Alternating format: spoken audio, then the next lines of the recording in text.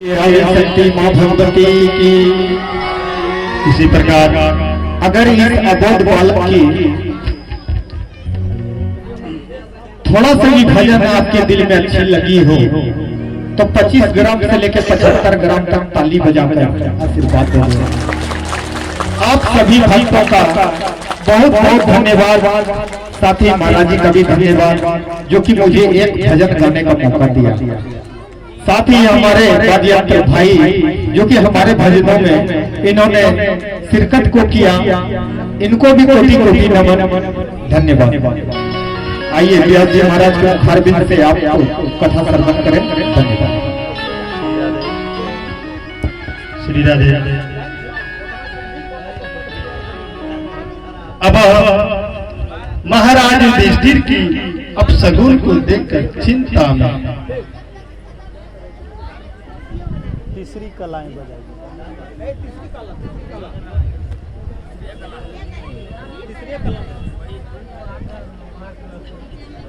महाराज युधिष्ठिर के अपशगुन को देखकर चिंता ऋषि सत्यजन से मिलने एवं यश जानने के लिए कि कुंड लोक में ब्रह्मण के श्री कृष्ण जब क्या करना चाहते। हे अर्जुन, आप द्वारका गए थे, कई माह बीत जाने पर अर्जुन ने वहां से लौट कर नहीं आया।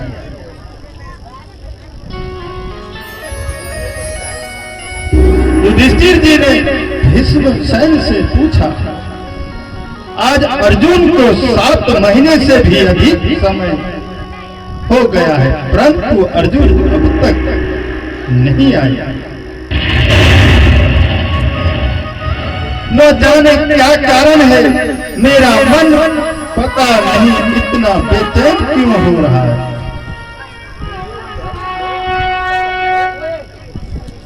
तरह तरह के अपशगुन भी दिखाई देते हैं। हवा की ओर, हवा आंधी तूफान,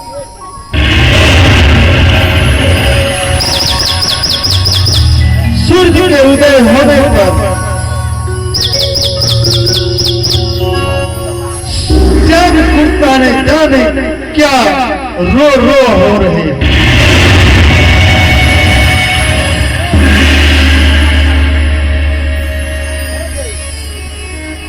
बछिया बछड़ा भी गाय भी दूध चाहिए, कौवे भी अब कुछ खाते ही नहीं। उनकी आंखों से अधोराष्ट्र बह रहे।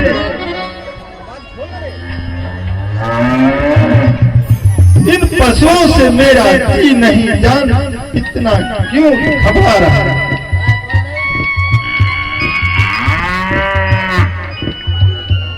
सोनक जी इतनी मन में ही अर्जुन वहां से आकर चुपचाप बैठे और आंख उसकी खून को देख रहे। ऐसी लगता था मानो वह कुछ खोज रहे हैं। अर्जुन को इस हालत में आया गोकुल वासी युधिष्ठिर से रहा न गया और उन्होंने एक साथ बहुत साफ प्रश्न कर दिया। यदि व्यक्ति को आपने 1000 बात एक ही बार में पूछ देंगे तो वह पागलों के जैसे भौंकना शुरू हो जाएगा। कभी कहेंगे भोजन किए, कभी कहेंगे काम करके आ रहे हैं, कभी कहेंगे दुकान पर थे। तो 1000 बात यदि एक व्यक्ति से पूछ देंगे तो वो पागलों के जैसे भौंकना शुरू हो। तो कथा में ध्यान देकर बैठे। अर्जुन की और संकेत करने बोले, अपने मन सुख पूर्वक से हो रही है, तुम अपने प्रिय सखा कृष्ण से रहित हो गए हो। मुझे लगता है तुम इसी कारण से चुप बैठे। उनकी यह बात सुनकर अर्जुन ने कहा, अब हो महाराज हिरणाय बंधुरूप हासतः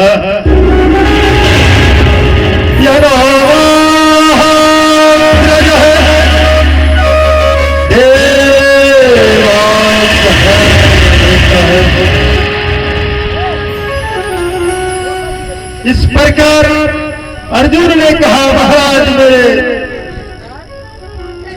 मेरे भाइयों, धनुष मित्र के रूप से धारण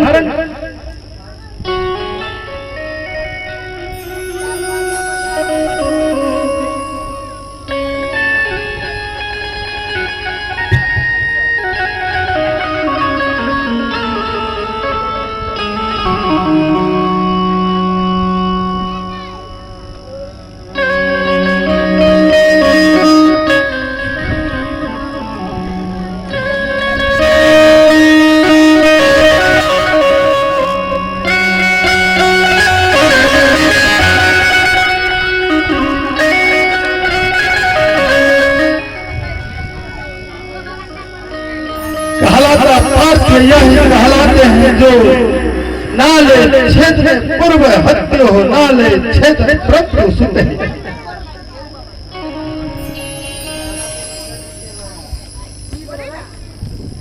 जो पंखा लगाया है इसको थोड़ा इधर घुमा के सही लगा।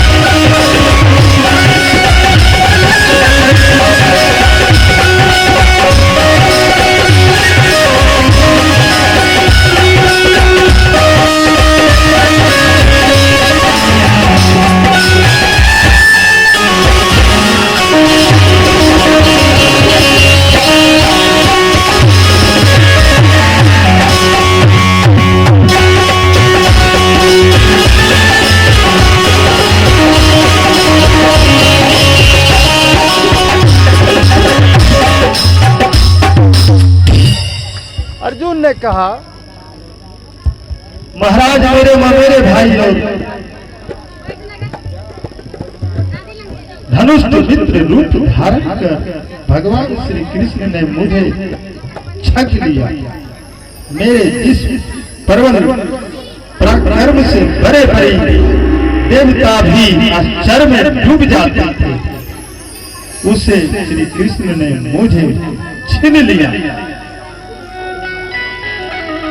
जैसे यह शरीर प्राण से पृथक होने पर मृतक कहलाता है, वैसे ही क्षण भर में वियोग के कारण यह संसार अप्रिय सा दिखने लगता है।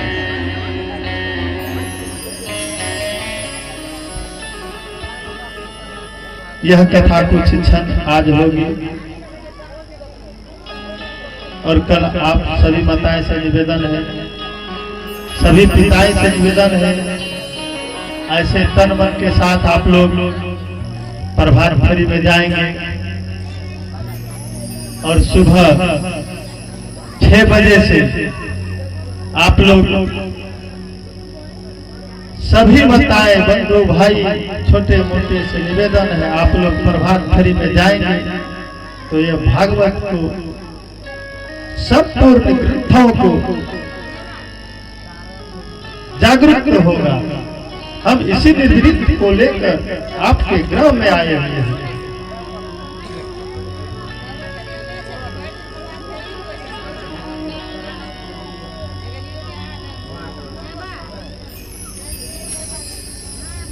उसकी शास्त्र विधि से मन समस्त देवताओं को, 7 इंद्र को अपने बाहुबल से जीवित कर अग्नि देवों को इसकी तपस्या के लिए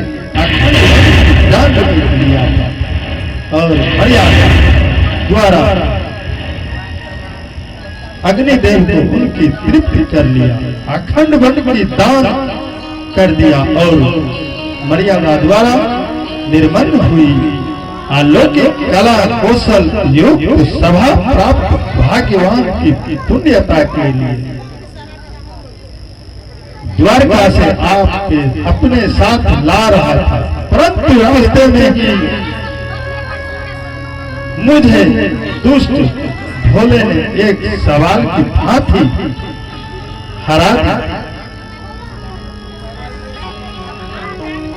यदि आप बच्चे समझ कर उसे युद्ध करेंगे तो बच्चे भगवान का स्वरूप होता है, वह आपको कभी भी हरा नहीं। गर्व से आप कहेंगे कि मैं इतना बड़ा आदमी हूँ, मुझसे बड़ा कोई नहीं, तो आपसे भी बड़ा कोई और।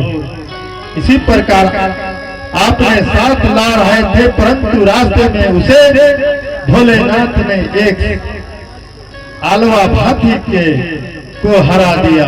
मैं उसकी रक्षा भी न कर सकी। वही मेरा गांधी धनुष है, वही मेरे प्राण है और वही रथ है, वही घोड़े हैं और वही रथी अर्जुन है। भूलन लूटी गोपने, आप संस्कृत में जानते हैं भूलन लोट नहीं गोपने। यदि आप भूल करते हैं, आप अपने लटे हुए बातों पर अटल हैं। गोप निधि वही, उसी को कहा जाता है। अर्जुन वही है, बाण से जिसके समान बड़े बड़े राजा लोग सिर झुकाए करते थे। श्री कृष्ण बिना एक सौ क्षण न वारी, मैं नहीं संग समाज में सारे सुन पाए। इसी प्रकार सार शून्य हो गया। भगवान के सब संत धाम गमन और यदुवंशी के अहंकार का वृत्तांत सुनकर निष्फलवती युधिष्ठिर को स्वागत होने का निश्चय किया।